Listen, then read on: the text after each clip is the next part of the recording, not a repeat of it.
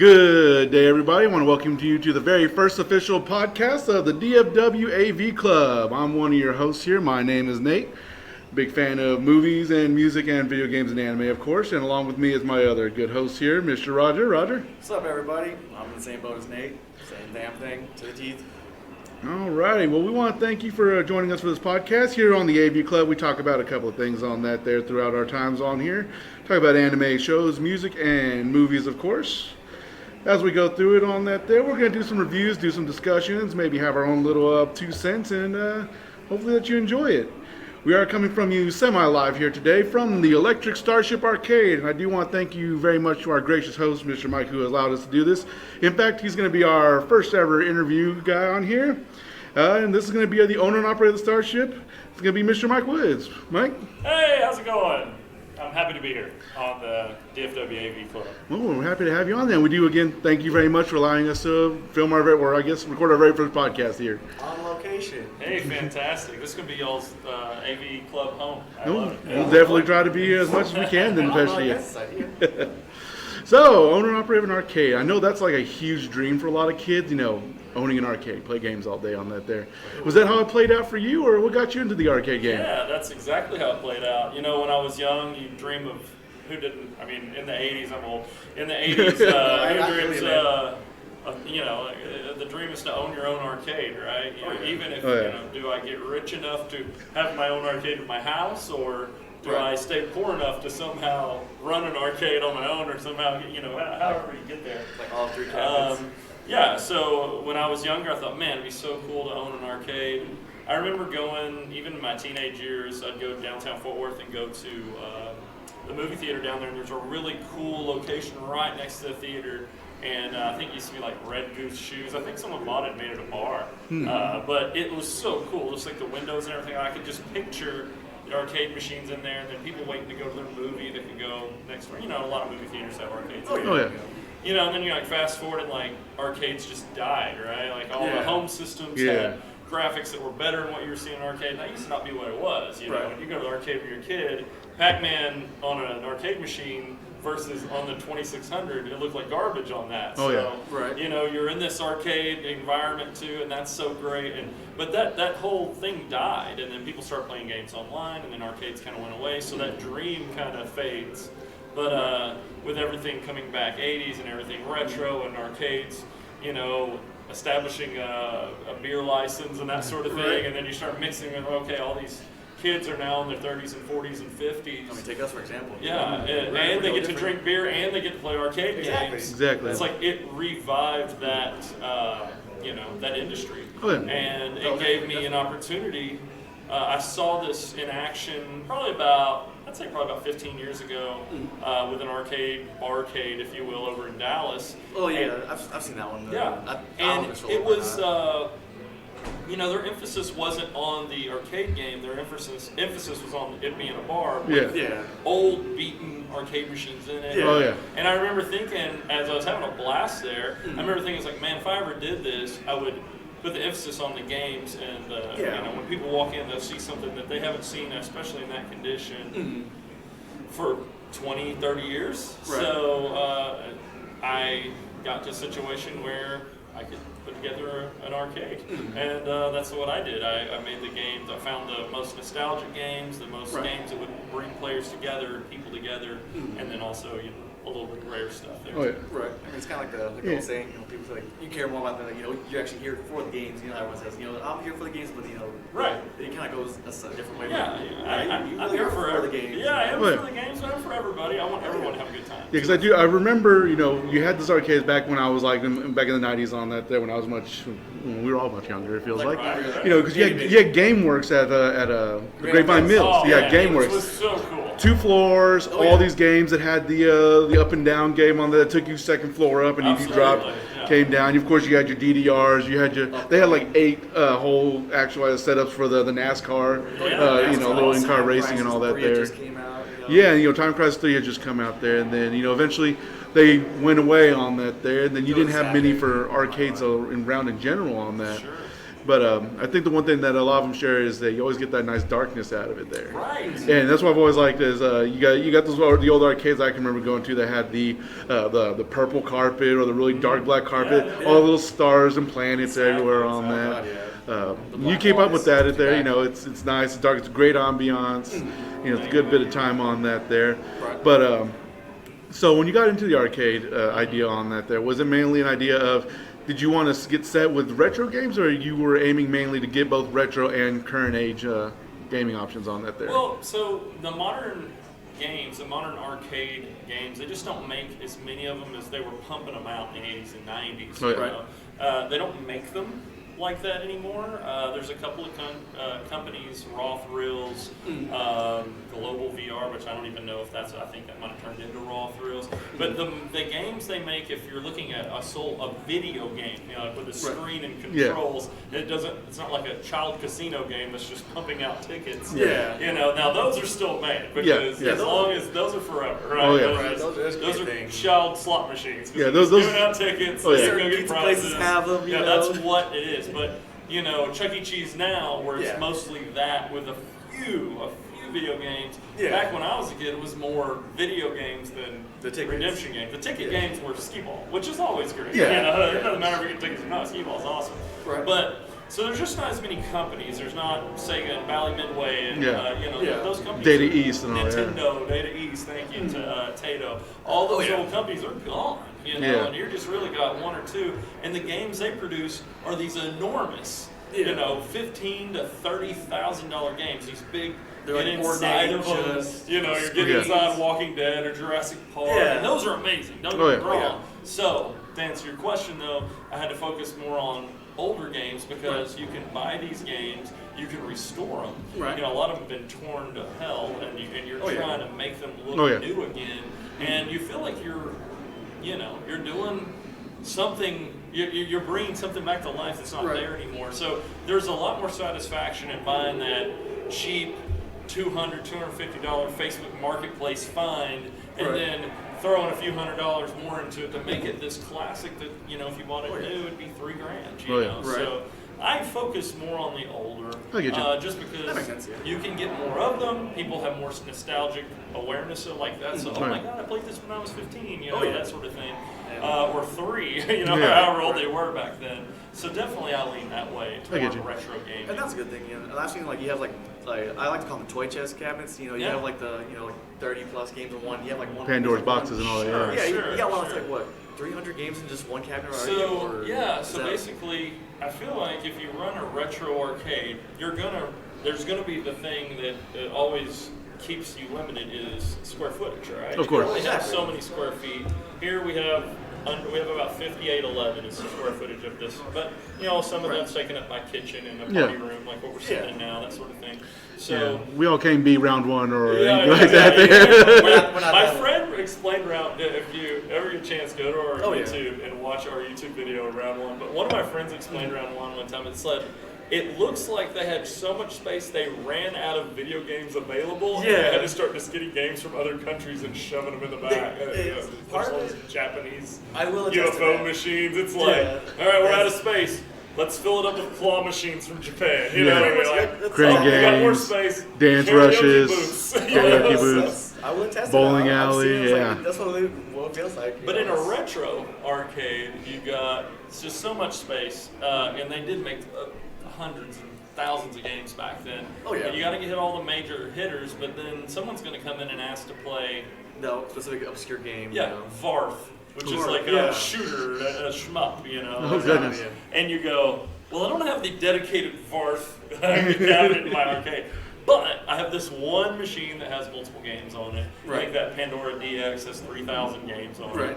And now, if you run a whole arcade full of Pandora DXs, I think that's the wrong message altogether. That'd be a lot to work with. Well, I mean, I just think that's not capturing the true spirit. But to have one as like a Dewey Decimal System. Just in case, It's nice. They can go play their game for 3 seconds and walk off and go play a real Tempest, a real Centipede, a real Pac-Man, a real Mortal Kombat. Yeah, because you've got a Dig Dug machine over there, and I love playing. It's the legit Dig Dug machine. You got a Dragon's Lair cabinet over in the retro gaming section, and the one that always gets me because when I was growing up, you know, there's a one Mexican restaurant we used to always go to that's no longer around, but it had the Simpsons Konami game in there. And I always remember getting yelled at my mom, finish your food and then I'll give you quarters. And then what did I start pumping those quarters into? Simpsons. Oh, yeah. She started pumping Simpsons. Because you had to pump in about 1 billion quarters to get to Mr. Burns Just to beat that damn game. I felt like you had to just to get past the freaking boxer on the bridge, which is your first boss. And then you get the Krusty Land and everybody's just getting mad at everything. Because you have to fight the big ball Krusty. Exactly. Yes. Now the big thing is, and I don't know how many people realize this. I mean, it's a retro arcade game, and I don't think one thing about retro means it's an old school style. So you do a lot of repairs, you do a lot of rebuilds and all that there. Yeah. What do you feel is always the biggest thing on that there? Is it more finding the parts and pieces, or is it more of just, what would you say is the whole thing to it there? So, you're going to ask different arcade owners like what their little thing that sticks. Like I will not do this. They're gonna have this like weird line. Like some people, they'll emulate everything in there. I don't believe in doing that. Right. Some people have zero emulation, where it's like they have their own line of code. I don't care what we put out there. And some people aren't redecorating the cabinet. They'll say something like, "Oh, it's part of the patina," or that sort of thing. So the two things that really stick for me is I don't like a lot of LCD. They're really downgrades for this particular programming from back then.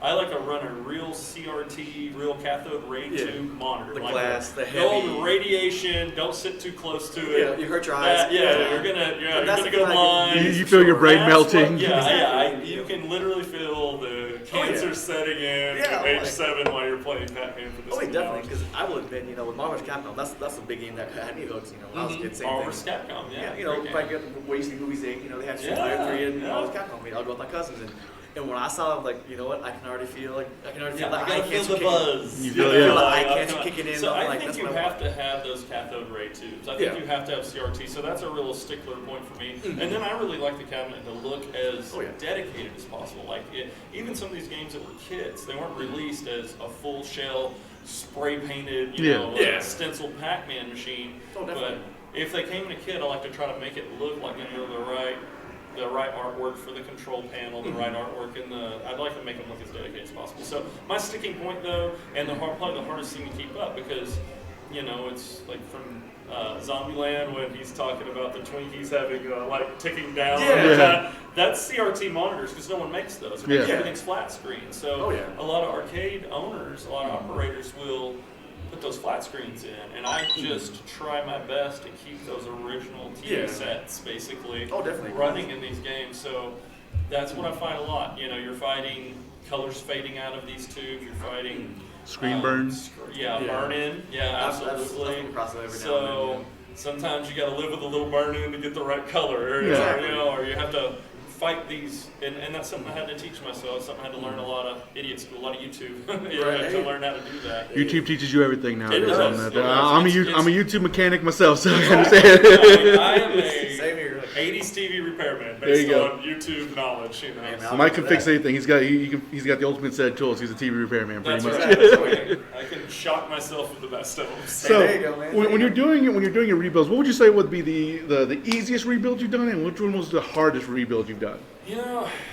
When you get a game that's got, my terminology is good bones. You'll look at a game online, you'll say, okay, that has been turned into a Roston. Like someone in the 80s took this joust machine and they butchered it to try to get more quarters out of it. They kept that same cabinet. They repainted the sides. They pulled all the guts out of it. They, put in a total conversion game, and then it's broke along the way, and then someone broke the feet off of it and drug it downstairs and broke the wood on the edges all chipped off. So when you're starting from the worst case scenario, it's a game that's been converted, and then it also doesn't work, and it also has been beat up. So you're pretty much like from the ground up. So now you're doing multiple things, right? You're taking the conversion pieces out of it. You're accumulating the parts that make it original again. So bring it back.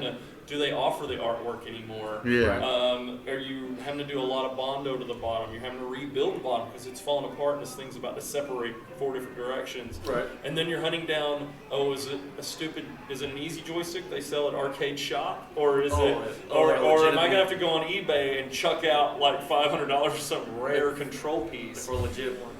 And then did they take the monitor out? Did they break the neck on the monitor? Is it repairing it? I mean, so you can start with, okay, the game's super rare and we got to make this back, but it's got a long journey ahead of it. Or did they spray paint it with something horrible that won't come off no matter what you use? You have to sand it down. So you can start that way, or you can get that offer up or Facebook find that the game's working. So you got a working TV, so you got a working monitor inside it. Halfway there. So the guts are good. It's got all it is what it's supposed to be. It may not look beautiful anymore, but you can put a cap kit, put new capacitors in the monitor. You can maybe put a new flyback, put new bulbs in it, clean it. Most definitely. So it can definitely be. That would be the best place to start. It's like, man, all I have to do is clean this and adjust the tube, and I can put this on the floor. That's a little far in between now. The find of that now with the internet age and people being able to look up and see what these things are worth. Right. To find that at an affordable price, because if you own a business and you're an operator, you're not buying these games for retail, because that's not going to make monetary sense. Exactly. At some point, if you have to sell it, in the end, you're still a businessman. You got to make your bottom dollar. So I was like, okay, well, this game, it goes for $2,500 now. Well, that's not a game we're going to be buying retail. We're going to find that thing in a scrapyard about to get thrown away, or in grandma's basement barn find with dust and hay on it. And you're going to have to son went to college 20 years ago. Yes. He's not touching it. You can have it. That's so. Those are the spectrums, right? You can have something that's been converted into complete garbage, and you just see the bones, and you've got to rebuild the body around it. Or body's all there, maybe in a coma, but you can revive that son of a gun, put it back on the table, and get them out there on the floor. Hey, that sounds pretty good, man. That's actually a good thing. I know you were, because I remember recently, I think within the last month or so on that day, you did track and field. You got that back up and running on that there. Was that a big, huge project, you would say? Or? It was. I bought an empty. So some games are just. There's so much nostalgic value, and then the value behind the parts and everything. The good thing about track and field is there's no joysticks involved. It's all buttons. Yes. So that's readily available. The PCBs aren't super rare. The printed circuit boards, they're not super rare. So you can get a hold of them. They're a little pricey for a working board set, but we are able to do that. Right. There's the JAMA harness, which we can go on JAMA another time, but the harness for all the wiring inside is pretty standard. It didn't come that way, but they make a little conversion board that you stick into a regular JAMA harness that's very available. Okay. That's good. Able to do that. It doesn't run, you can run a switching power supply. There's not just a whole bunch of complicatedness inside of it. I found, just finding that cabinet, the shape of the cabinet's very unique. It doesn't share that with any other cabinet. It's not like a Pac-Man and it was like just a simple Pac-Man and Galaxian or Galaga and Miss Pac-Man have the same cabinet. Like Hubert and Mad Plant's a bad example. That's a really rare game, but they share the same wood. All right. Track and field's a track and field. Okay. Like when you see one, you know it's a track and field. Okay, I get you. Otherwise, you're mislabeling as just not it. Nothing else that I know of shared that cabinet. So there's this kind of indention to it when you look at the side. Little dip inward. So I find one down south, and it's like $250. Cut it. And I see it, and it looks like it's just painted black. A lot of times you find a cabinet painted black, it's the cheapest spray paint that an operator had. They usually use graffiti remover, get to original art. When I got this thing in, it had the marquee with it, which was really cool. Wow. Every other square inch of this cabinet was sprayed with that gravel spray paint that like somebody does like a mailbox with. It's got gravelly white speckles. It's kind of the outdoor, it's kind of like the color of toughness. Yeah, it's kind of the color of bird poop, black with white speckles in it. Yeah, I know what you're talking about. That stuff was everywhere. So I had to start with a cabinet that was completely butchered and scrape that stuff off. Then once I got all that off, I realized the little platform that that the marquee light sits on and the speakers in it, that was the wrong thing. So I had to pull that out and cut my own. So that was a definite build from the ground up. I mean, I had bones. That's all I had.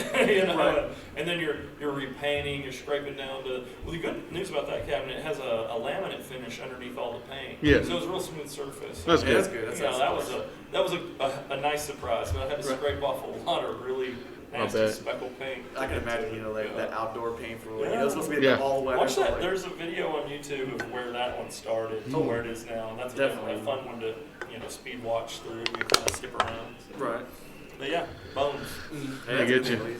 But yeah, I think one thing that I still impresses me to this day is when you guys first opened, because he came here first, and it was a time period. You know, this is when the pandemic was happening. Yeah, yeah. We opened after the lockdown. Like the few days after. We were in full swing COVID craziness. Yeah, everyone could not leave, and so for me, what kind of threw me off was like, I mean. You were like, who's this idiot? Yeah, I was like, why does he think this is going to work during a pandemic? I was just going to Brahms to get something. Yeah, and he texted me like, do you want to check out the arcade? I was like, there's an arcade? Like, yeah, right by my house. There's an arcade not far from me, right here next to this Brahms. I was like, you know what? We'll take a look real quick. I want to check it out. To me, at the time, like, when I stopped by, like, it looks great, it's awesome. And, of course, being in the lockdown, like, same thing, I've seen, a lot of places, opening up this now, like no more than 3 or 4 weeks. I'm like, man, I'm like, fingers crossed, I hope this actually survives. Right. But I'm like, imagine me. I can't imagine how you're feeling, I'm sure you had a lot of worry because arcades are very hands-on things. You have to get onto the whole thing. You're refreshing on that there. And I've seen you clean the machine, so you've definitely kept up with cleaning on that there. Right. But was that a huge concern for you at that point? Because I know that if it was me, the cleaning or the arcade shutting down and my dreams going into the mainly the cleaning that would then lead to the shutdown. Right. Yeah. So, I think by that time, you've got to rewind. So, in order to open an arcade, like a single family-owned and operated, you're doing it all. You can't do that overnight unless you take out a bunch of loans. I have like a horrible, if I see a loan or a debt, I do it's the OCD part of me. I can't handle.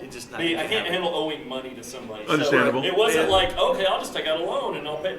No, I didn't want that. Yeah, so the worst case scenario for me was, okay, all your savings are gone. So that's I wasn't gonna be like, I'm gonna be in debt for 30 years. It wasn't gonna happen. No, I'm not gonna do that. So I started. This idea came in June of 2017, believe it or not. June 2017, I got a couple arcade machines at the house. I have that Star Wars Vector that we have. Yeah. That was in my house. I've had that for 20 years. That's my oldest game. Oh, damn. And that was in my house. And then we had the bubble hockey and the Carnival gun game that's out there. And so I had my own little teeny piece of an arcade in my house, and I was happy with that. Your own little man space. Yeah, my own little cave right there. A little slice, Yeah, a little slice of life right there in the house. So I won an auction for that Aliens Extermination machine we have out there. Oh, damn. Okay.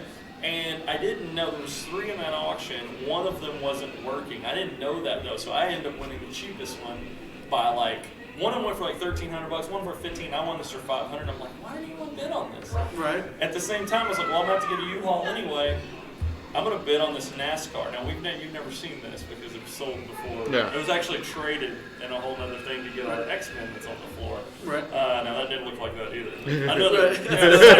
Bunch of side stories. We'll get to that on another podcast. The long story short is, I get a NASCAR that's literally bigger than our Honda Civic. It's huge. It's one of the moving around ones and stuff. And I'm not even a NASCAR fan, but the fact that I had this in my garage was amazing, and and so it was broke too. Okay. So I get them both off, and I fix the NASCAR that night, and I make it work, and I'm literally racing, and the whole shifting back and forth, it was great. It was really fun. Oh, wow. And it took me 6 days to fix that Aliens Extermination. Oh, and that's when the idea kind of popped back in my head after I told you about that one I went to 15 years ago. Yeah.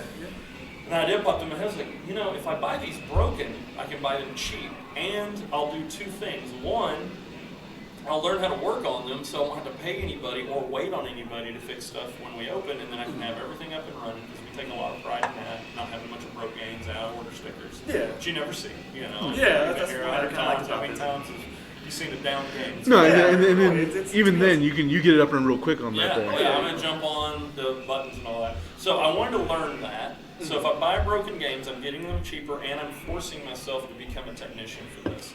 How long is it going to take to be proficient at that? Right. By my experience, 6 months, you don't know jack shit anymore. But by 3 years, you would. And it would also give me time to accumulate games. So I had a little building out behind my grandfather's house.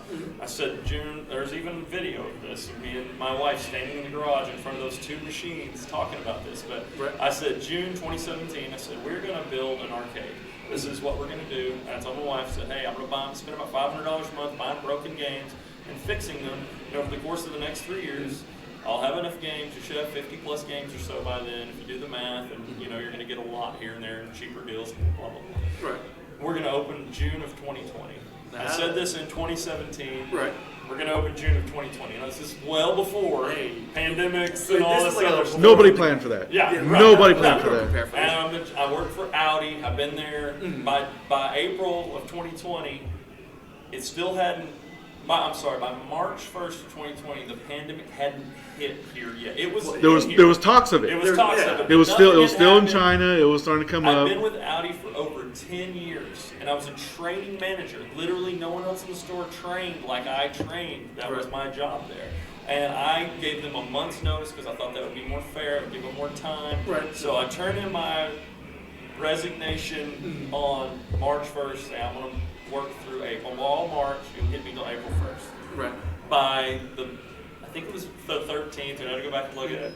Almost halfway through, I'm at Cidercade over in Dallas. I'm at an arcade. Right. The Mavericks are playing, and the Oklahoma City Thunder can't go on the floor because Rudy Gobert tested positive for COVID, and he had done that thing where he touched everybody's microphone. Yeah, he was touching the mic, licking everything. And that night, everything started shutting down. Yeah. And by like the next couple of days, everything's shutting down, and I'm leaving a job for 10 years of job security where I'm the only one that does what I do. Right. And they're begging me to stay until everything starts shutting down and there's a dip, and it's all of a sudden, ooh, that payroll's going away. We probably need that. So by the time I'm trying to stay too, it's already, which is good. So April 1st, I start. The whole world shut down. Yeah. And I'm in here by myself, social distancing away, and then I had like 3 months of construction to open in June, and was praying, and we were supposed to open June 5th, and because of the way, I guess everything fell and government app. Yeah. Remember they were slowly like, oh, okay, this week bars can open, this week. We were the last of that. Yeah. This week arcades can open, and by the time they were open, we just got our TABC license, and we could serve beer, and I'm calling Benny Keith, and I need some beer. Yeah. And they're like, we're on our way, we knew before you did. Which is really cool. That story too. Hey, man, I gotta do this one later. Anyway, and we opened June 12th, so we got pushed back from June 5th to June 12th just because of the lockdowns. And it was great, and it has been ever since. We, picked up a little speed in the summer, and then we dipped a little going into the fall and winter because kids went back to school. Yeah, I would assume school started. But every time someone can go on that Brahms line you mentioned, you need to get them in here.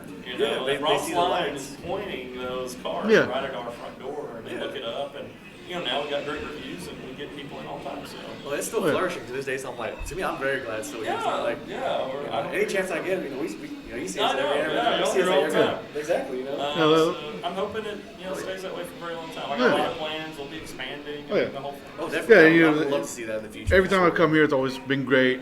You have your busy days on that there. Usually your weekend times, of course. You got kids off. Saturdays. Some of us have our days off from the job on that there. Oh yeah. But you've got plenty of games. Yeah. You've got lots of drinks on that there. You've even got food options on that there. You've got what I've always called like the kind of like the bar food in a sense on that there. Yeah. You got your hot dogs. You got your popcorn. You got your candies and everything on that there. You got energy drinks, which was definitely a smart pickup. You got your Cokes, of course, waters, and then of course you got your beers. But you just go for regular beers. You do got regular beers. Right. Oh yeah. But you've also got a bunch of craft beer options on that. I love when you bring the craft beers. That's always the fun part when you bring the craft beers. It's like, Yeah, try this one. Because with craft beers, I think that kind of really picked up here the past couple of years. Craft beer started becoming a huge thing on that. Yeah, it's part of our society. It's just what we do. It's really started kicking off. Because I remember a couple other podcasts, guys, sitting there knocking back a couple while they're having their cast. Somebody's drinking a beer, but they're not always drinking just a regular beer. Not everyone's knocking back a Bud Light, swizzling down a Coors Light. I am, but I am. Fine. But those are good too. But you gotta. But then you got guys getting. You got options like you got your Dallas Blondes are going on that there. Your Elysiums are kicking off on that there. And then you've got your different crazy options. You got right now. You have the s'mores one. That one's really good. I actually really enjoyed that one. And then really weird, but I love anything sour. I've always been a big sour. And you got the pickle beer. Yeah, that's all you. I tried. I I'm can do about half of it. I'm not even a pickle guy, but the pickle beer is really good. It's really good with food too. It is. And Yeah, it goes great with hot dogs, and it it's is. really good with popcorn. It doesn't bitter out the food like sometimes beer will do. It's very surprising, yeah. And the funny thing is, I drink the Bud Light with the pickle juice instead of the pickle beer, which is like, I can honestly just do that. Yeah, Why not do that? You should be a pain in the butt about that, but It's complicated, but you know what? But the pickle beer, for me, like I'll drink it every now and then if I have like clamato with it. So So I mean, hey, if you let me bring in a bottle of Kamado one day, Yeah, Mike, totally. I'll put take it in there for you. I'll take some of that pickled beer off your hands. I think the best thing to do with your clientele is be interactive with them and see what they like. And we had a lot of requests for Martin House beers. Oh, yeah. And, Yeah. Which is what you got quite a few options on. I mean, I think that's who does the s'mores They and do all like the strange flavors, yeah. I've had they did the pizza beer, right? Yeah, they had They the did, space yeah, pizza. So the space so the space pizza to this day has haunted me. Oh yeah. It's just like Still got space pizza indigestion from like a year ago. I swore I burped like 3 days ago and I tasted it tastes still. like pizza. I was like, I just ate pizza. This is not the pizza beer. Yeah. And then, but you have those weird ones that pop up. And it just Yeah. throws me off. Like anything with the lactose makes me feel all weird on the inside. You know, it gives me that little bubble gut going on. Let me tell you the buzz I got was Martin House invited me and my wife to come out to Sourfest. They have like a Sourfest every year. Oh, damn. And but everything they're like, you get a wristband or whatever, and they're stamping off, or you know how you can get all these sours. Out there. And I had like a mustard and relish sour. That just and, sounds weird. It was so weird, but man, when you drink it, it was kind of good. And it reminded me, I was like, they should have served this with corn dog. Like, Oh God, no, it please looks like they should have no. given me corn dog. So it's pretty hot out when the Sourfest went on. I'm sure. And I got a buzz off of sour beer, which Right. sounds weird. And it was the weirdest buzz I've ever had. Like, so- It was so Is weird. that- I is come that back to big? the arcade and I'm like, this is so funky. You know, it's just so It's the weird. weirdest- feeling. I'm really feeling it now. Like, Yeah. I didn't know it was possible to get a Well, buzz from once you sour. have several, you know, Yeah, that's how it add goes. up, just like anything. That's fair, but I'll give you that one. So it was pretty fun.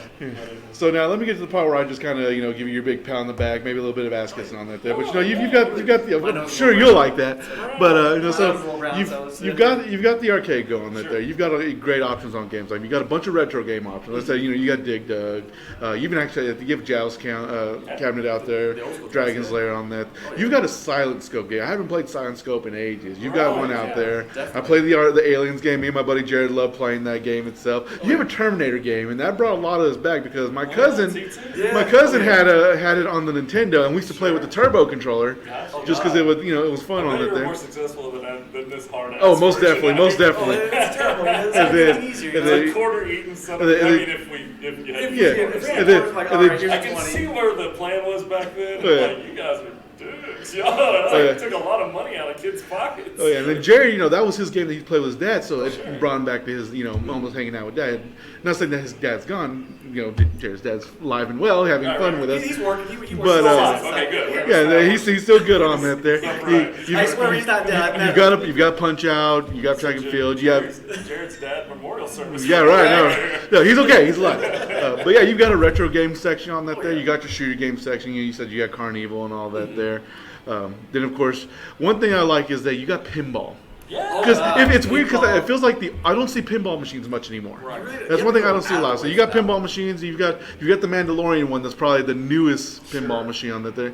And then you've got what I found out is one of the hardest pinball machines, which is the Ghostbusters. Apparently, it's one of the hardest pinball machines out there. Yeah, there's the flipper space, like the drain. It's horrible because it shoots right down the middle each and Yeah, every it's time. the widest drain that I know of. Yeah, that's one thing I've noticed about that one. It's Yeah, just and then you've got Tales from the Crypt, Yeah, tell Dude, me. oh, that one's- Batman. That You, one's Batman's off getting restored right now. yes, Yeah, yeah. I remember you saying that. Yeah. Yeah, I have the Halloween lineup, so we have Yeah, Tales from the yeah. Crypt out there. Oh yeah, definitely. And then you get into your fighter games. You have a Mortal Kombat cabinet, which is Just old put up the school first brand, the first Mortal Kombat, and it's a dedicated cabinet. And just put it out. and that's great. Damn, let's see that. I mean, because that was the game Right. for the longest time on there. People go there, line up, Oh, yeah. lines for the Mortal Kombat game. It's So- like one of two things. It's like Defunct Street Mall, Forum 303 Mall, was also next to another defunct mall. It's not there anymore. Six Flags Mall. It's down the street from it. It was the Yeah. Forum. Six Flags Mall was bad, but Forum 303 Mall was really I bad. It remember was the old 303 school. Mall. I used to go there as a 303 kid, terrible you know. mall. Fall So asleep in the when car. it was still even considered a mall before it was considered like a Fiesta marketplace, Yeah. or I was whatever like, it what would eventually you turned call into. it?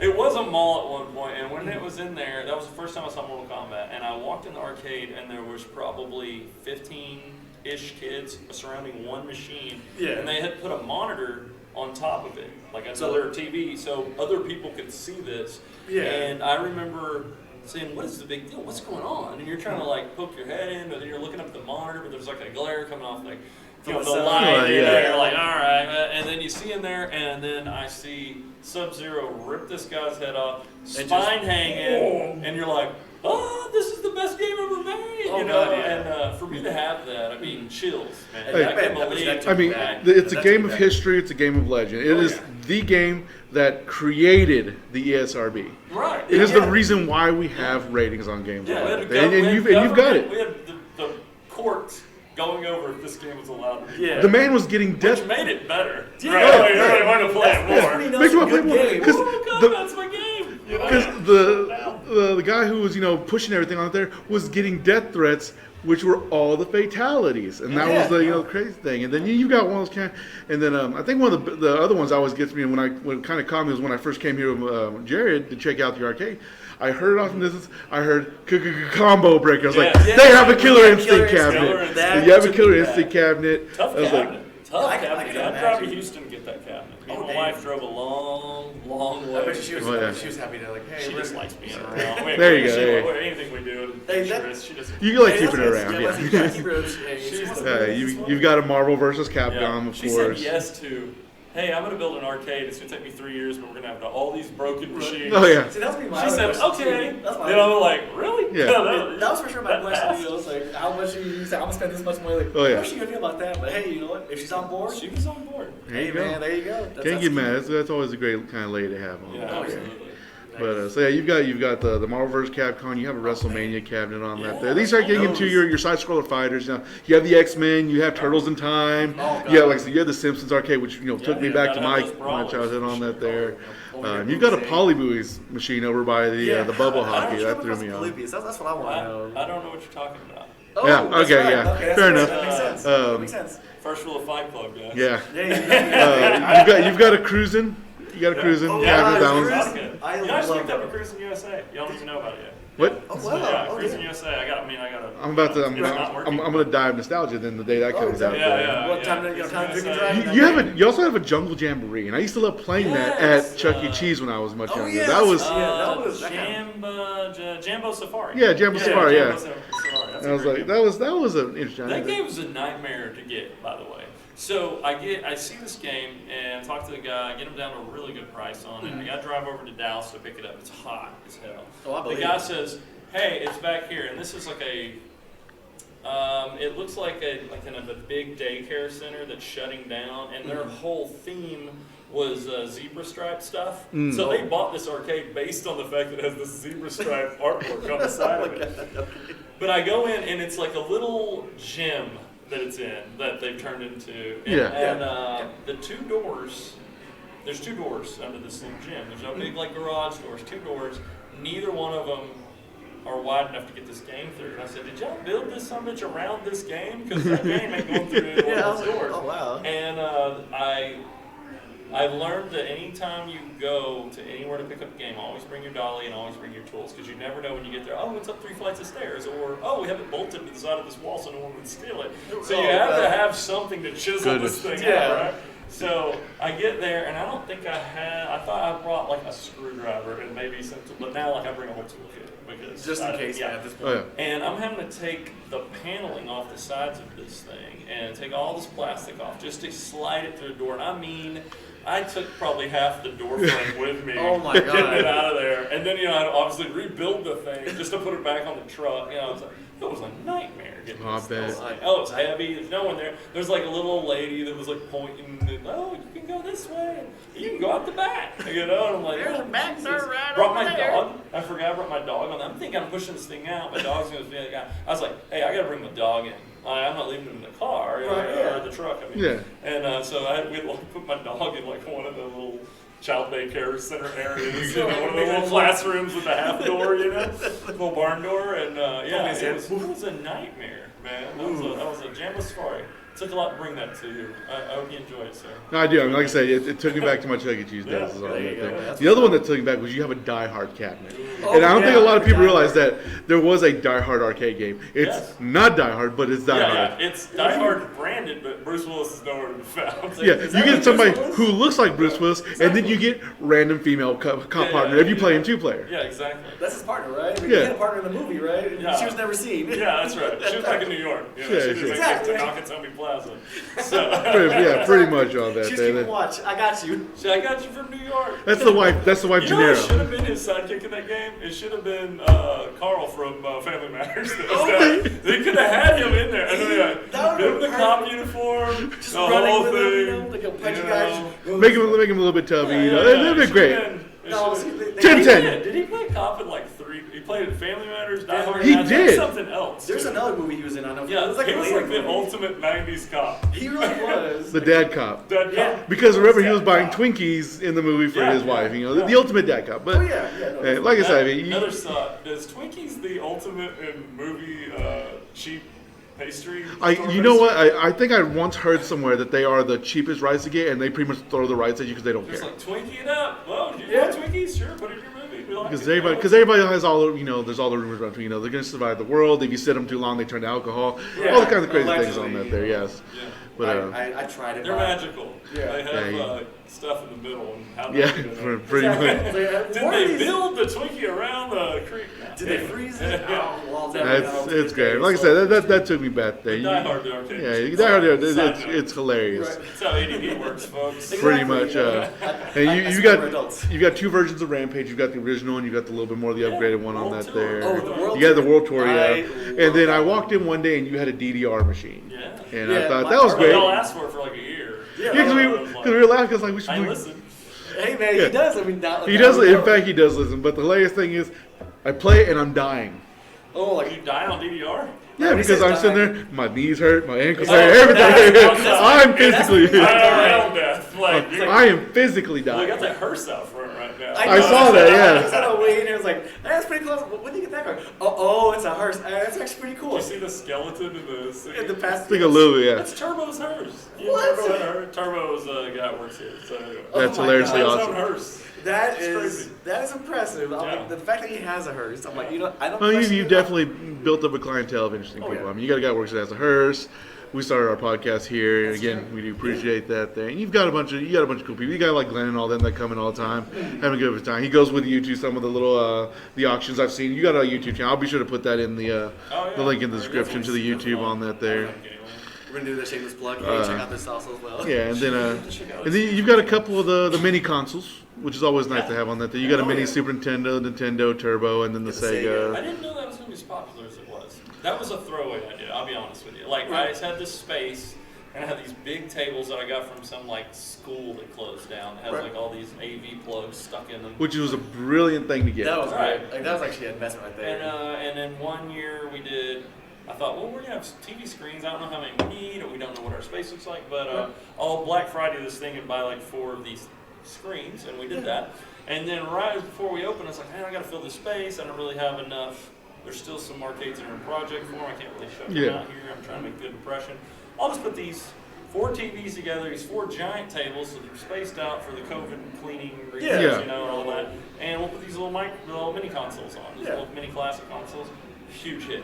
Oh, you Huge definitely- hit. Oh, yeah. Like, Yeah, people I'll sit attest, them all you know. day. Irish kids wanting to play the arcade machines, come in and sit down. Oh, And yeah. parents will say, he's got one of these at home, we won't play it there. And I'm like, oh, it's It all is- about the atmosphere, baby. Exactly. It's a whole different thing. I You get kick back, and I always come in. I was like, I wonder if anyone's deleted my Zelda save. Yeah, I wonder. Like, there's a few people that are trying to beat Zelda on the NES Oh yeah, Classic like, there. for sure. I was kind of speed running a little bit on that there. I'm not a speed runner, Right. but anyway, me and my dad used to love. Me and my dad played Zelda. My dad plays Zelda more. I was just sitting there, and let me kind of put the whole thing. We did the call into the Nintendo hotline. Hey, we're stuck. Call That that was- guy with the mullet and the satin And he has- jacket on. with and he has all the binder. Tons of binders just at this. And he has Spend- to filter which one. Spend $50 for the Spend- phone call. The There you movie go. The Wizard.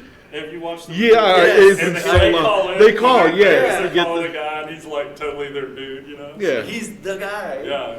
But yeah, like, Yeah, and you get the mini consoles. You got the pinball games. I mean, And then of course, you've got your different food options on there. Like I said, you have hot dog. You got all kinds. You've got probably the largest list of different hot dogs available on that there. Yeah, we weren't supposed to be a hot dog farm, but what happened was we, in order to serve beer, you have to have so many meals. Yes. And to go along with to offset the alcohol and standard, which stuff doesn't. You wouldn't believe like what doesn't count as a meal, like nachos. You can have a nachos the size of this table, but that doesn't count as a meal. But one hot dog does count as a meal. So like weird things like that. Like there's weird rules with TABC, so that's why we have so many hot dogs to offset the beer. Man, but you like I said, you got a lot of good options on that there. I mean, I've always been a fan of the hot diggity dog. Oh yeah, that one's nice. And then when you had Tate around, that was just let's see how hot we can make it before I start melting. Oh yeah, how much can you handle before you have to go to the bathroom? I know you and Jared always get the Asian persuasion. Oh yeah. You've got, of course, you got chili dog. Oh yeah, you got chili dog. You got a Frito dog. Hey, it's a good fallback. Simple, it's easy. I like it. Absolutely. And I'm also under the impression that you're also on the market looking for new recipes for hot dogs, right? Always, yeah. We always have a dog of the day. Yeah, there you go. That's something I look forward to. See if try something new. Like, hey, try this new hot dog flavor. Hey, man, just let me know. There's some customers come in, they know their hot dog and our employees know, like, oh, so-and-so's here, they're going to want the rat dog or the whatever dog we call it, Hell, I'll bring you some recipes. Like, here you go, man. Take a look at this, listen, see, try it. There you go. And you're very well priced on that there, because I've been to, you go to other arcades or anything like, say, you go to Round One. Oh, yeah. I don't mean to dig around one, but they're pricey. Yeah, it's a good place, but it is pricey. You buy a beer on that there, you're paying $8. Right. You buy a pitcher, you're barely getting 3 beers out of it, and if you're sharing it with people, you're barely getting a beer, maybe a half out of it. But we get good prices on the alcohol on that there. And then the next best thing, and I'm sure a lot of people may have heard or be wondering on that there, a lot of the information is available on the website for the electricstarship.com. But the best thing on that there is you don't do tokens, you don't do quarters. Yeah. Everything is set free to play. It's like you're literally about the games, like we said before. You want us to come in here, play this game as long as you want, for as much as you want. The sky's the limit. Right. That's the only thing is you just come in here. We only want you to have a good time. Right. And honestly, in my opinion, you've already done a good job with that. You are literally going above and beyond for this. Like you mentioned earlier, if the game breaks down, normally in most cases I would see someone like, oh yeah, we'll take this to the repair shop. It'll be here out of order stickers. I have yet to see one here, and you were getting this game out with maybe 10 minutes the longest. I'm like, this man knows what he's doing. I am glad he's attentive. Trying. And he shows. He really does show. Let's just say the movie Wreck-It Ralph couldn't happen if it was your arcade. Exactly. Exactly. Wreck-It Ralph would not be a thing. I feel like that. I think that's the best way to be. It is other people. If you're making people happy and they're wanting to be here, and it's arcade as a communal experience. I mean, this is something that kids these days, they're not. Boy, that's an old man saying if I ever heard one. Hey, no, they're not getting a communal experience if they're just playing online. And I'm not knocking online gaming. It's great and all, but to be shoulder to shoulder with somebody playing Street Fighter or trying to go all the way through The Simpsons, exactly, and then not having to run out of money as we did. Exactly. I'm gonna see if I want to see Mr. Burns. Damn it, I can stand out there for 30 minutes. I'll see him. Dad, I need $10 more. Yeah. So back then it's like, you got $1. What are you gonna get out of it? And it was like, oof. Well, I gotta watch and see who's playing this game, because you don't walk up to a Mortal Kombat with a few little a ninja standing there in front of you. You're like, I'm gonna get beat if I play this kid. I just saw him decapitate 6 people in a row. There's no reason for me to go not walking away him. from this one. Yeah, I'm not getting a samurai sword upside the head and losing my 2 quarters. I'm gonna hold on and go play something else or wait till he walks off. It didn't matter back then though. I swear to God, people that were good at games would walk away. They wouldn't be too far. They'd be eyeballing you. Yeah, they would go there and I'm going to practice. You put your quarter in and it's like, here he comes. And he's like, I'm going to beat this kid and take that free game. To jump in. Stay, you can play. That was a cool part about fighting games. If if you win, winner stays in, what was it? Loser pays, winner stays. Something like that, yeah. I think it even says that on Mortal Kombat, on that it used to. So I remember over here at the movies, I went with my cousin one time. I forgot what movie it was. I think it was kicking out this court.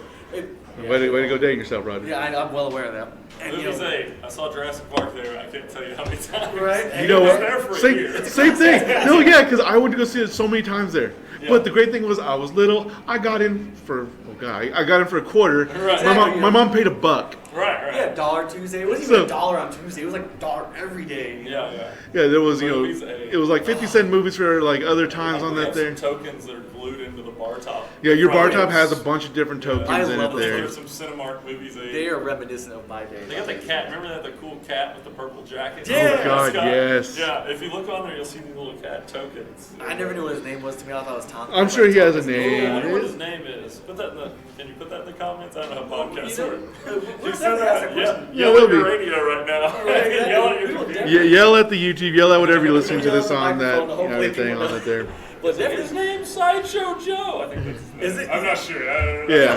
That just has a lot of fun. It I'm sure is. But you know what? If it is, hey, Yeah. man, we'll have people in the comments ask Yeah, me, like, hey, oh, man, that answer guy's this. so wrong. So there's always an answer in the comments. It may not be the nicest way put, but there's always an answer. Oh, in the yeah. comments. Buffalo Bill, you got it all wrong. Oh God, not that one again. And then the next best thing is you always it's not just arcade. You might be able to hear in the background. There's always arcade sounds on there, Oh, yeah. but you also have movies playing on that. There, Yeah. it's October right now, so, So you like, have, like, a couple last time we were hours. here, we were watching The Thing. Yeah. Well, okay, y'all were watching the thing. I was just, Marvel Capcom because I did not like that movie. Or is That this- movie's the great- you had It's It's like Scar- my favorite horror best, movie. I bet best, it does. and it stands up to this day as a Man, terrifying special effects movie. are on point. It's like Terminator why. 2. That movie Yeah. stands up to Boy, today. those special effects are on point. That movie haunts me. I saw it as a kid. But then, I could not sit and watch. Like, do not make me sit down because I will not. So good. Then you were playing Beetlejuice. Yeah. That was Having a good bit of time on that there. I guess so. Kind of start giving hours on that there. I mean, because what times exactly would you say you open? We open at noon every day that we're open, Wednesday through Sunday. On Mondays and Tuesdays we're closed. Like, I'm up here with the dog, we're doing maintenance, that sort of thing. But Wednesday through Sunday, noon to 8 is all ages, and at 8 o'clock we go 21 and up. To give, adult families time to... Oh, yeah. Oh yeah, have the big kids play. Yeah, we're over here. Two guys play Mortal Kombat, and there's just screaming profanity as somebody's not doing well. The test and level goes up quite a bit at 8 p.m. So. That's always a fun part. all the great, you start playing the good horror movie options on that there. Is that you've got good pricings on the food itself. It's inexpensive on that there. It's $10 for the day pass, $20 for a month. And I usually always probably buy a month on that there if I can't make it, then I'll just buy me a day pass. $10, get myself in, have a good bit of fun on that there. I love my Super Bust move. You got a Super Bust move on a cabinet with definitely. like a Metal Slug and that's a Neo Geo MBS. Yeah. Oh yeah, I never played as a kid. I don't think we had as many Neo Geo systems here in Texas. It was very limited. think I so, will yeah. admit. You have to go. I feel like you have to go out of the way to find It's some like, of those. Metal Slug, such a great side scroller. Oh, yeah, it's running like gun. a Contra cartoon on steroids. It's Pretty great. much, yeah. And never played it as a kid. Didn't know what it was. I used to love just never playing saw it. Oh yeah, I would go through a quarter like Never within saw 10 it in minutes. the arcades. I worked in arcades as kids, and we obviously didn't have Chuck E. Cheese when I worked there. Didn't have it. I worked for Tilt. Oh in Six god, Flags I Mall. remember too. I didn't work in the really yeah. awesome Tilt in Northeast Mall, but I worked at Six Flags Mall's Tilt, and we didn't have that. But that's a really cool arcade moment.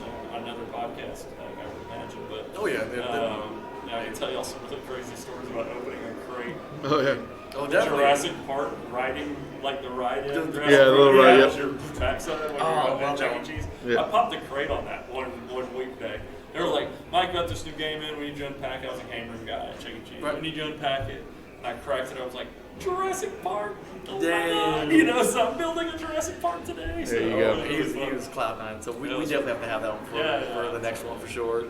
I definitely want to hear that Arcade, story. like all the arcade memories. Oh, yeah. Go over that. It's always a good bit of fun. Oh, definitely. They're This place is always back. nice on that there. Have a beer, kick back, and the best thing is I know a lot of you guys who are thinking is like, I'm going to enjoy beer, going to have a play a game, and you were smart enough to be sure to put a little ledge next to every arcade Yeah, machine so you yeah. can put your beer I was down. very glad. That's a blessing right Yeah. there. I'm so happy. Like, But I saw, they build arcade machines. Some of them have a flat top, but most of them don't. They have a slanted top. Yeah, they have an And, angle too. I'm gonna be a kid. but people are paying no attention. They put it on there, and the drink just slides away. Yeah. Oh, yeah. And they're behind the machine, and that'd be me cleaning it up. So Yeah. I was like, I'll put a little ledge. I saw that other arcades were doing. Yeah. It's not- wasn't an original idea, but it was a good one. So. Yeah, it works, man. It works. Everyone still makes their sandwich with bread. So very much so, yeah. You know, And like I said, you've got a lot of information on your website there, electricstarship.com. You've got all the information for games. Some of the frequently asked questions you answered quite a bit on that there. From the answer for because we've heard it before. The answer about straight liquor over beer and all that there. You give your prices on there. You got your hours on that there. You've got a lot of great reviews on the Google website there. So talking about how you've always got games up and running. And again, on top of things, we thank you very much for being our first guest on there. We thank you most definitely for giving us a room to have. Someone wants to talk to me. A room to have the podcast in, because I was thinking like we could pile it in my bedroom, let it overheat, and you just crack open the window, hope for the best. Hope for the best. Or let's go see what the arcade will be allowing us to sit there and take up the space. We're ready We rarely rent out the party room on Wednesdays. We have our Dungeons and Dragons club that meets here on Thursday nights, and then they use room for this. And, Right. I was ready to get the y'all wall are more in than kind welcome to use anytime. I'm over here with And the you wall host in the birthday middles. parties. Yeah, So that's what we're doing. That's where the podcast having is in the party room. So like I say, you do D&D here. Definitely. You have it out for birthday parties on that day. Bring that's a good thing too. bring food in for the birthday party. Have a good bit of fun. Get people playing games. Let's get a pizza party next time. Having a good bit of time. Load up the room with pizza and go. You gotta tell me otherwise too. Anytime you need a guest to talk about, especially like horror movies or old video games. Oh yeah, no. Put me in here. Like I said, we cover shows, movies, anime, games. So definitely, we'll always have a spot for you if you ever want to go in on it there. Just say, we're gonna pull in a not so expert person to help discuss. Hey man, I just want to know your opinion on the Halloween movies. I want to know what you feel about Michael Myers next time. Because he's my jam. So Yeah, because we are good. Talk about horror movies. Pull me back in. I'm also waiting for Halloween to be on the screen next time. It's the toplessness, right? Yeah. So, okay, that's fair. So I have a theory, very quickly before I go. My theory is this: when you saw someone topless in a horror movie back then, that's when you knew the movie meant business. It's true. Okay, you're right. It's like, okay, we're probably gonna get some gore. We're probably, if they're showing a nipple, then they're probably you can get someone there's probably decapitated. nothing that they're not gonna show. So that just was like it was like the signal in the sky. Everything goes It was at like this point. a bat signal, but instead of a bat, it was a titty. pair of tits, and that let you know that this movie was gonna show you something. Anything goes at this point. Anything goes. You're right. You got So, sweet 80s titties, and then gorge and everything else. Right. So then you think, okay, well, if it's gonna have that's great, that's the signal. But unfortunately, that's still the gore is not so much offensive. You can lop somebody's head off and nobody cares. Oh yeah. But a titty, it could be offensive. Someone's like, why? So I have a hard time flipping through horror movies I really love. I'm just like, oh god, no, this one's like a centerfold. This is gonna be a lot of. This one's got a bush. They're gonna show Return of the Living Dead, which is a great horror movie. He really But is. That's a lot for horror. That's a lot. So you just kind of go on the computer So then that's why you're stuck with there's one Friday the 13th. I think it's Jason Lives. We're able to play it. Yeah, and there was no boobs. There's still a scene where it's implied. It's pretty close. They're monkeying around, but you get that implication. They're practicing pretty good, but right. And I was able to play that one, but and that's unless I go in and edit them. And it's like, do you get it edited for TV version? Well, then all the good stuff, all the gore's cut out. Yeah. So, they don't make ones that are just edited for, a boob's taken out. Yeah, and I don't have enough time for all that. There's enough horror movies out there. You got plenty to go through anyway, so I'm like, you can play It. There's no boobs in It. You got plenty to work with here. You got The Thing. There's not even a woman in The Thing. I don't know about it. No, that's how you know it's a horror movie. Oh, yeah. It's a good horror movie if you can pull it off without a boob in the 80s. That's a really nice horror movie. It's terrifying. I will attest that. It did a good job because I still can't watch it this day. To this day, I cannot watch it. Don't worry.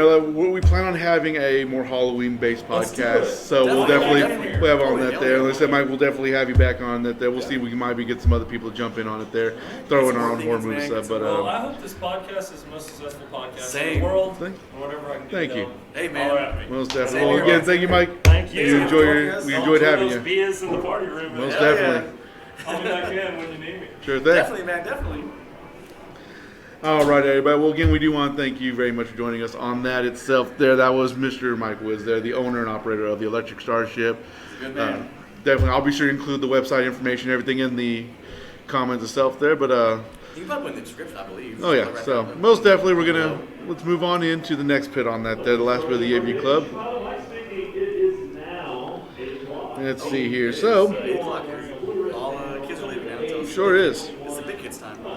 Yeah, Mr. Mike does really good about making sure that kids are aware of what time it is on that there. So if you have any little ones that you don't want to have around certain things, he'll make sure that you know. Oh, definitely. You know, just make sure. Most definitely. Keep an eye out, keep an ear out, and it'll be good. You guys will be good. Oh yeah. And what's next? So moving on to the next thing on that there. Let's take a look at this. So I think the next big thing is we are moving into fall. Yeah. So that means it is fall anime time. Oh God, the fall anime season. So we got the fall anime series is coming out here on that there. Roger, I believe you have a little bit of some information on a couple of them coming out there. I know you were talking about someone from about the world-ending harem and some talks of maybe a season 2 or 2. Season 2 of Demon Slayer, yeah. Yeah, and, more Demon Slayer on that there. I need to watch the first bit of it there. I haven't watched it. I've only watched the usual scenes you catch on YouTube, which is Nezuko cute moments and. Definitely, she was a button. Big and small, regardless. And then you got what's his name with the hog head on that there, just flipping out. Inosuke. Yeah, Inosuke, I think. Yeah, I'm sure I'm butchering it there. I'm American. I can't say that. About pronunciations. I'm not weeby enough for that. Right. I'm not gonna go that far. I'm not gonna correct him on that. I don't really care. Yeah, so we're getting into the season on that there. We'll start getting some reviews in on those as soon as we can start getting some more shows in on it there, kind of getting a view itself.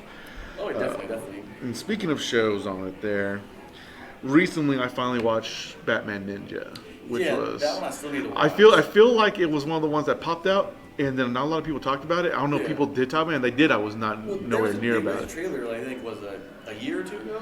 Something like that, but it's done by the same anime station who does JoJo's Bizarre Adventure. So you're gonna get that interesting, really masculine, overly beautiful women kind of thing going on with the art style. But everything else, like anything that's mechanical, backgrounds, and everything is just beautiful, great art style option on it there. They did. You wouldn't, if you see the background, you would not expect that to be from like the JoJo animation studio. The moment you see Shogun Batman, it's just like, oh dear God, what am I watching? And then it gets a little bit crazy there. I won't spoil it too much because, like I said, I want Roger to see it, so we'll let him take a gander at it there. Like I said, Shogun Batman. That's all I gotta say. Shogun Batman. I definitely have to check that out when I get a chance. Shogun Batman. And then speaking of comic book characters on that there, the next thing is What If just ended. Yeah. It was, last week I believe was the last episode? Yeah, so last week was the last episode. 2-part episode. This is about to go into spoilers on that there, so be wary that here comes the spoilery part. But we're going to make sure we put the spoiler tags in the description before anyone watches. I try not to be spoilery, but I will definitely always be sure to say if there's going to be spoilers. Definitely. And on that itself there, I mean, we have What If, which had the great option of... So this one... Captain Carter, which was the first one, which was great. Instead of seeing... Steve Rogers as Captain America. You got the British version of it there, which would be Captain Carter. That was Peggy Carter would be the one that became the super soldier. Yeah. You had what if Star-Lord was T'Challa, the lost prince of... I will admit I was skeptical when I heard about that, but they made it work. They made it work, and the best thing is it was Chadwick Boseman's voice. And I'm pretty sure he did the entire... He did every one of them, which is great there. Unfortunately, he's no longer with us, but... We did get to have him joining us, so we got the Black Panther to be able to do all of it on that there. So we do thank him for what he was able to do on that there before he left this world with us. But definitely, I thought that was probably pretty cool. He's just the ethereal plane right now with his dad. Aren't we all? Right. Then you got, of course, What If Zombies was probably my favorite titles. What If Zombies? Let's just make the Marvel Universe zombies. And I remember the whole arc. They did a whole arc. There was a whole comic book run of the Marvel zombies and all that there, where you had all the different characters, and then of course Deadpool was a zombie, but he just pretty much put his zombie head, bit onto a license plate on his arm. Yeah, because that's just the way how Deadpool is. Yeah, when even Zombie was saying, like, what are you guys doing? What's up? It's just the most craziest thing ever on this there. Then we got Sorcerer Supreme. Yeah. Good old Doctor Strange on becoming just... Well, this one, he really wasn't Sorcerer Supreme. It was kind of like... He became the Supreme Being. So, I mean, he absorbed so much. All because, the death. But he did something he wasn't supposed to do, which, there's a point in time... Don't we all? Well, here's the thing. There's a point in time... There's things you can change in time. But there's always going to be certain points that cannot be changed regardless. No matter how much you prevent it. And that's what he just did. He changed it. And he kept trying, and it was a very heartbreaking episode, but it was very well done on that kind there. of It was, too hard to go home. then of course we got to see the Watcher. You don't see much on the Watcher on that there. It was an interesting ideal. I'm glad we got to see more about him, his whole thing, and what he does. He obviously watches the different multiverses on that. Yeah, he just watches. He cannot interfere. Doesn't do anything. Yeah, and then you got the reworking, because I know you are. People don't know, I don't know if anybody knows it just yet on that thing. You probably will learn this. Roger's probably the biggest Iron Man fan in the group of us on that there. We saw the first Iron Man. Roger exploded. He did a cosplay of Tony Stark. Very badly, I'm not proud. It was just a t-shirt I bought at Hot Topic 30 minutes beforehand, but you know what? I tried to make it work. I had a good bit of fun doing that on that there with Tony Stark, and all the way to the it was the Mexican version of Tony Stark with me and him. I was happy and he was Tony, and that was a fun Matsuri. Oh, definitely, we did. Oh man, that's gonna be like a throwback Thursday video on the YouTube. Oh goodness! When we get that posted, am I proud of it? Yes, but depending on what part of the video we go into. That's a heads up. Don't worry. It's okay. It's convention video. There's always cringe. It's always we're not dancing. There's no oohs and as much. But other than that, it's a good bit of fun. We will try to get more of the videos from the conventions out there. We will be going to conventions, both anime, comic, fan expos, things like that itself. I'll try to put we'll definitely have a Twitter up and running to let know of that information itself, who's going to be there. The next thing is the ending. You have the Guardians of the Multiverse. That's going to be I don't know if that's going to be an actual thing. I don't know if that's actually. I don't know if the way how they ended it was going to become a whole thing to it on that there, but definitely the whole idea of it just ending that way, where you had Captain Carter, Black Widow, T'Challa, as Star-Lord T'Challa. Yeah, Star-Lord T'Challa. And they also had was it Killmonger? Yeah, Killmonger. He was part of it on that there, and that was one of the things. Was what if Killmonger saved Tony Stark and changed up the entire Iron Man 1 movie?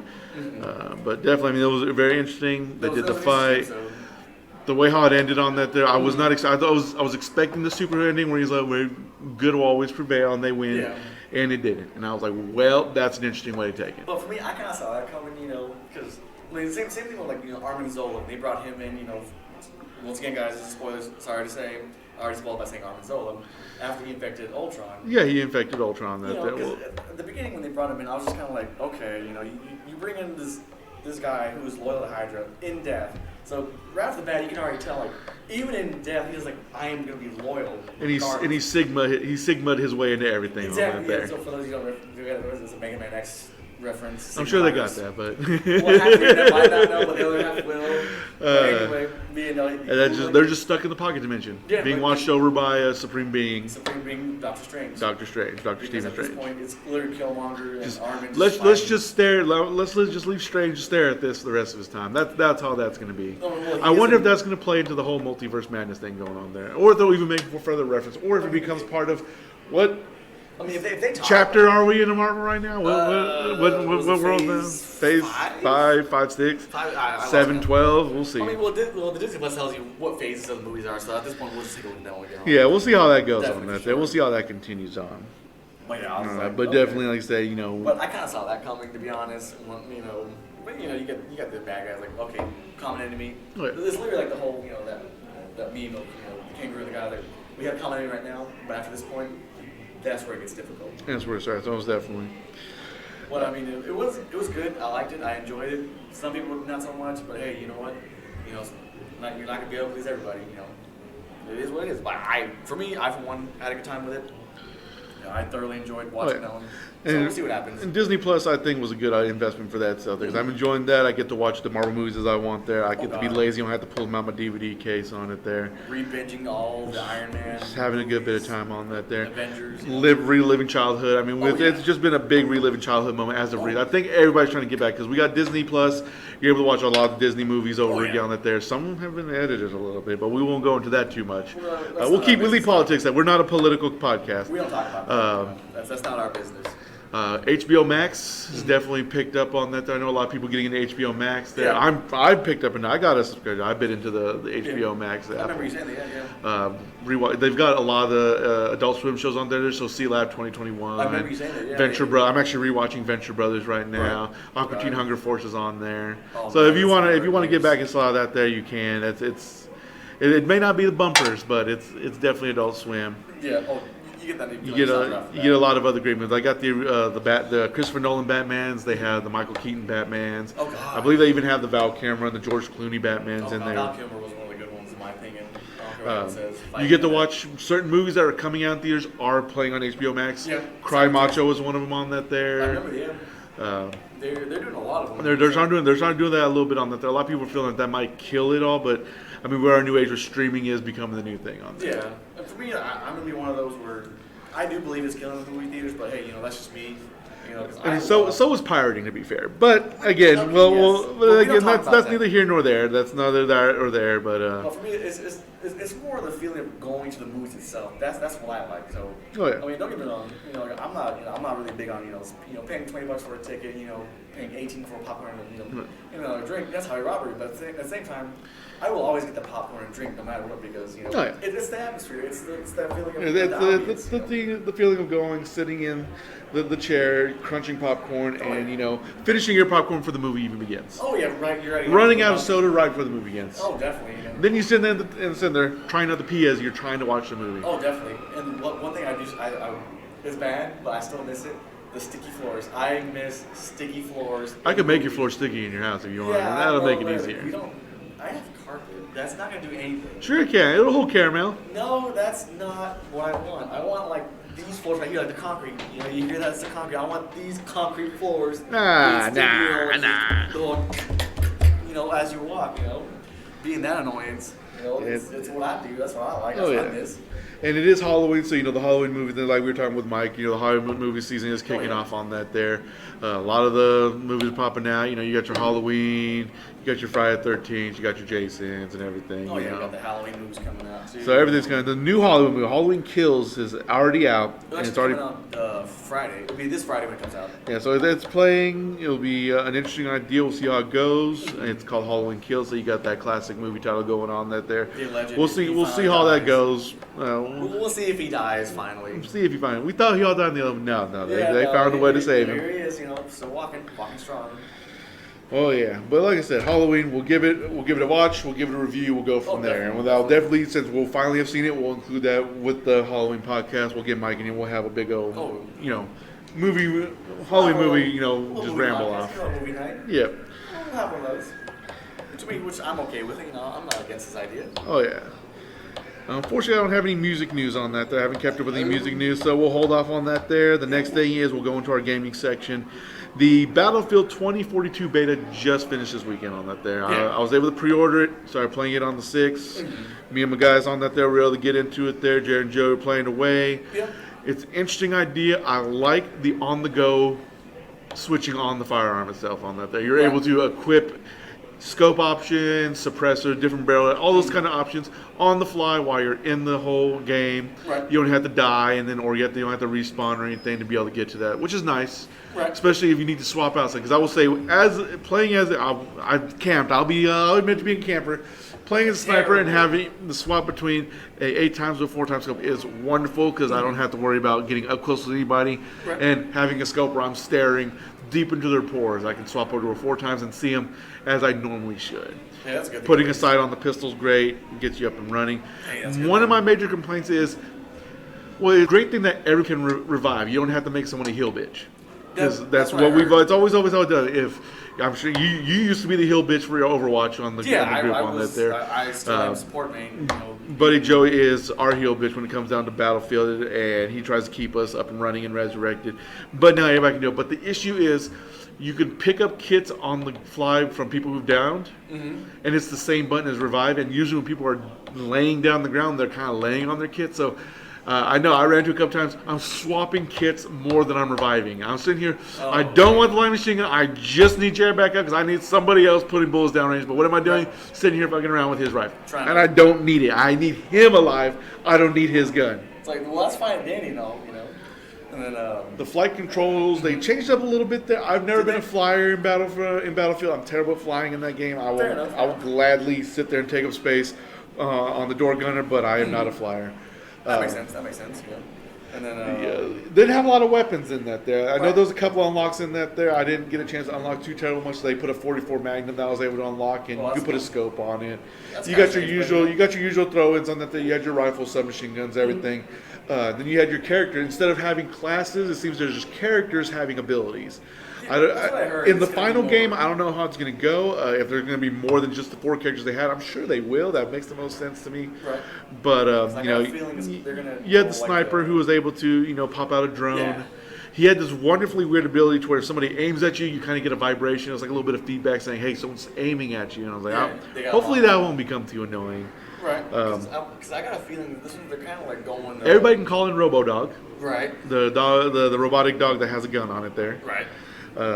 You can call in tanks on the fly there, which is hilariously terrifying on that. That sounds intimidating right off the bat. But other than that, I mean, it's futuristic yet. It's not. The guns are newer model firearms, guns that are kind of in concept, but it's nothing like crazy ray guns or anything just yet. I mean, we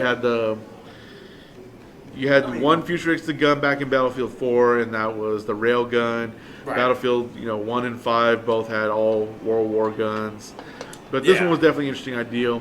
They didn't have the hazard up and running. They didn't have the other Battlefield option up and running where you can kind of build your own games there. But that should be coming up soon. We'll see if the beta opens up to that more. Right. Yeah, because that's the big thing when it comes down to gaming. That's going to be it's going to be cross-platform. That's what I've been hearing. You'll have cross-platform between, I'm sure, PlayStation, Xbox. I play Xbox. I'm sure we were playing against PlayStation guys. I don't know those computer guys because I wasn't getting annihilated. Yeah, that was the question I was going to have. Those would be PC compatible. I don't know how that's going to go because those guys are a little bit more crazy with their aim. Mouse aiming is super fast. Yeah, as like I've recently on PC myself. It's a lot different. It's a very big. It's almost like night and day when it comes to controller and PC controls. I'm not good at aiming on either or. I mean, it's just kind of it is what it is. I'm still learning. I've gotten a little better. But at least it's not bad. It's easy to pick up, but at the same time, there's gonna be a bit of a learning curve regardless of what you're playing. So like take Final Fantasy 14 for example. I play that on both PC and console. It's not bad. It's when I play that one, especially with the new expansion coming out, which I'm trying to power through the latest one, Shadowbringers. Because they have the Endwalker coming out soon. And they've already introduced 2 new, at least 2 new classes. I know for sure I want to check out, support Sage, the DPS Reaper class, and like seeing, trying for me, I'm not big on mouse keyboard with that game because because I've seen people whole macros. The entire bottom screen is like. Depending on what class is regardless, you got guys who do the World of Warcraft thing where their entire computer their entire keyboard is got dedicated setups for everything. Oh yeah, you got they have entire builds, they have entire setups, everything ready for how they're going to be playing on it. Their macros. But then you got controls where you only get 20 buttons to work. Oh yeah, because because each class will have a different macro. Because I don't really play tanks, so I'm not really familiar with their macros. But I've seen a tank class. They'll maybe have 2 lines of macros. You got your stance. Debuff, this and that, aggro, whatever. With mine, once again, the support class, that's what I mean. I play light mage. Like, if I've seen a lot of examples, hey, check this out. I've seen 4 rows of just top DPS spells, bottom heal spells, buffs, whatever, you name it. I'm like, Jesus Christ, I can't even figure out how to map this thing. And so, a lot of people, I'm pretty sure PC players can be out there once they hear me say it's me blasphemous. I'm blaspheming already. I plug my controller to the PC because that's what I'm used to. Now, if you play Overwatch, that's mandatory. Yeah, you can play controller, but honestly, I do like the mouse keyboard when it comes to Overwatch. But it just varies on the game from person to person. I always say I played Team Fortress 2 on Steam, and it's like buzzing around with that crazy, mouse speed on that there. If you have that set to crazy fast twitch, you can shoot like crazy on that. Exactly. But in the end, unfortunately, I'd say I am a console gamer. I'm going to like my controller a lot better on that. So if I ever did again, I'd probably play controller. I may not have the speed on it, but I feel like I do well enough on it there. It's just one thing where we grew up playing console, so I know maybe listeners here say they're probably saying the same thing. We grew up on console too, but when you go to PC, it's it's a whole different world. Right. Granted, but the thing is, it varies from person to person. You can get this one guy who's he's played console ever since he was 6, and he goes to PC. I've seen PC players they're just boom, boom, on point, reflex this. popping shots, they're just like flicking switch, Oh, yeah. flicking shot. Like, yo, I wish I had that ability. If I did, oh god, I'd be in the pros right now. Speaking of making everybody angry on that there, Oh, I God, think here we one go. of the things that I've been hearing a lot of here's and there's on that there is a little bit half salt, half happiness is I gotta hear this. is we're going into the world of Smash. Oh yes. So they have Oh. finally announced the last character DLC, Oh, and yeah, it would so be that was fun. final character spoilers. I don't care if anyone knows spoilers on that there. At this point, everyone's already It seen is They want to see the reaction. Kingdom videos. Hearts Sora. Okay, I'm gonna be the one. I was one of those many that was salty about it because okay, for me, I wanted Shantae, half genie hero. That was the indie one, but my second choice. Well, okay, very obscure. I wanted my Toho character. For many, I'm pretty sure internet people know what Toho is, but people that don't know it, it's like Mike mentioned earlier, shooter, rail shooter, straight upwards, Yep. boom, boom, boom. Bullet hell is what I've always seen it as. Yeah, literally, it's a bullet hell game. Very obscure, but it's very big in Japan. 25 years gaming, indie games. They got collabs with Groove Coaster, Mustache, they got figures, cons, this and that. It's very big over there. Here, very obscure. If it was in Smash, that's fine. It gets us on the board. But hey, you know what?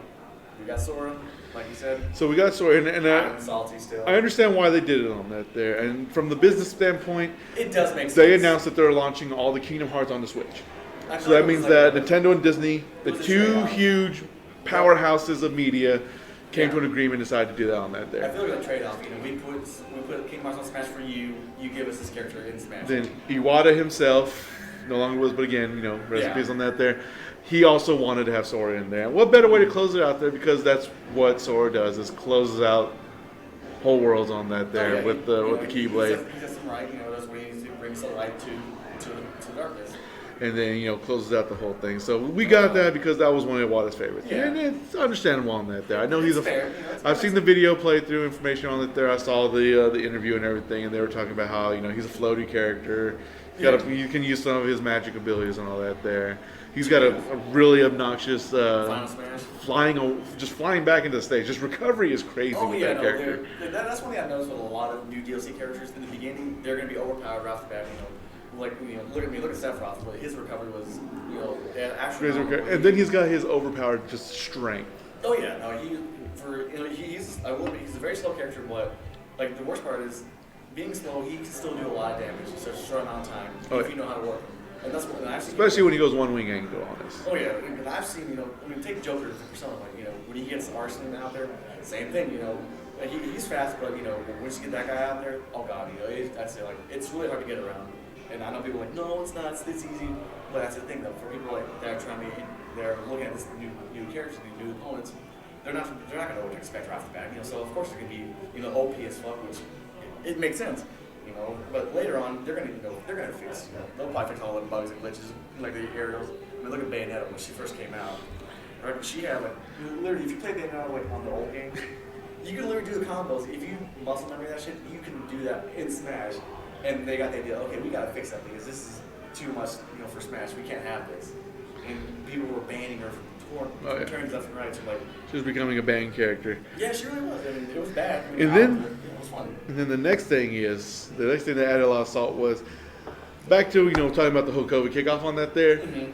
That was a time frame that we had two fandoms come together you would never think would come together on that there. Was March was the time that we really kicked off into everything here in the U.S. Oh, that was a fun day. And then next thing you know, they were like, well, Animal Crossing's coming out near the end of the month, and Doom's coming out again. And then at the end, everybody's like, these two games are coming out at the same time. Literally on We're the having same day. two different sides of the spectrum. You got your run and gun, just first person game that's just crazy as all get out there. It's got the little literally, as the RPG on tagline it. goes, you're ripping and tearing. You are just ripping and tearing. You are tearing through the hordes of hell as the Doomslayer himself. Then you can't got, exaggerate on this. This is literally how it then you is. got Animal Crossing. Animal Crossing. Second life. Buying a house, running the city. Fishing. The fun stuff. Sunny days. living a life. Literally having a good time. And they both came out, and the next thing you know, everybody was just like, It was almost like a duality of man at first, but it was then, weird duality, man. But then you just, And the next thing you know, everybody was like, we can live in peace. We can live we can live in harmony. peace. It was. You see Isabel over here, best friends with the Doomslayer himself. I had seen so much fan art and fan animations of just Doomslayer and Isabel just Being the best of friends, yeah, oh yeah, she's over here tearing big up brother, and, little sister. shooting demons in the face wall, demons, Dad Doomsday, and daughter. Doomsday over Just- here is like he's watering plants to make sure the crops are picked and watered. I'm like, He's I he's was going not there. And trained then for this. you got Isabel, who's just letting loose on everything on that. And There, we're having ripping the and tearing, just, letting off breaking all the down. steam she has from all the pent up craziness of working a government job. Oh yeah, she's over here. 'Cause that's what she is. She works a government job. Oh, yeah. She's your little secretary and all that. She's There. snapping necks left and right. Just punching Biting through. down, tearing things through, super shotgunning things in But then you got half. Doomsday over here, just like But then just picking crops. everybody wants him to be in Smash, and I myself was And- like, and that's fair, that's the that thing. should have been in Smash on that there. And that's a very big thing. And it was everybody wanted it. It was one of the things a lot of people were talking about. Right there, it was up there with the Waluigi meme of him being in Smash on Oh, there. yeah, And in the that's end, the what do they one. give us? They give him as a Mii costume. He's for the Yeah. shooter. Yeah, and I know you weren't too. I know you were kind of. I was like, well- you weren't too fond of that idea, but It's like, I finally heard the Doom music. It's sitting there. It's Smash plus Doom. it's but we it's- got the music, which It is a plus. is a Mii costume. But it's like you said, everyone wants to be in it. They can only put in so many characters in it, and here's the thing: it's not so much as the fans, what the fans want to get in there. It's all depending on. It sounds bad, but to me, it almost feels like a business perspective. It's. Like, And that's what it all is who in would the end. benefit, It's- what character would benefit being in this in this game or in this craft? And I'm like I said, for me, for the longest time, I wanted Shantae in there.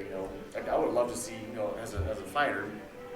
But once again, same thing. We got her as a me costume, which, like, to me, is like, hey, you know what? It's something. But hey, later on, maybe the next match they might bring her in. Who knows? Well, we shall see on that. We'll see where it goes from there. Definitely. Because we're able to get a lot of some interesting third parties. Oh, But yeah. that's Smash Bros. In general. So from then on out, yeah. there is just we'll see how it goes. Oh yeah. It's- We'll see what turns out, what pops up. See. It's coming up.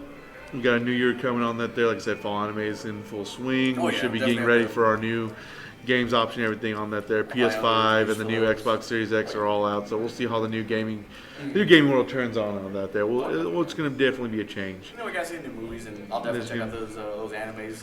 We're gonna have we a kind of glossed over, whole new movies on that there. Like I said, and we'll definitely go in more in depth as we get closer to Halloween with the whole Oh, yeah. whole Halloween thing. Definitely. So that's going to be a major movie horror game kind of thing on that thing. But other than that, I believe this should be closing out the podcast here today. Yeah. We want to thank everyone again for popping to listen for us on it there. Again, we want to thank Mike very much for him allowing us to have the podcast here. That's very much appreciated to give us a venue to have it on that there. And we'll see. He might be a recurring guest. yeah, most of he'll definitely will be more than happy to have him pop in on that there. He's got his own little information for games and everything, definitely. movies and everything. We can have a good bit of fun. Oh yeah. But other than that, there we again, I'm Nate. I'm going to be one of your hosts on that there. Oh yeah, and I'm Roger, and I'm one of the other hosts we have here. And Yeah, and we'll see if we'll get more hosts. We'll definitely have more guests, and we'll see how this goes. Oh yeah, definitely. Look forward to the right. future. Well, everybody, thanks again. Y'all take it easy, and see you for our next meeting of the AV Club with DFW AV Club. Yep.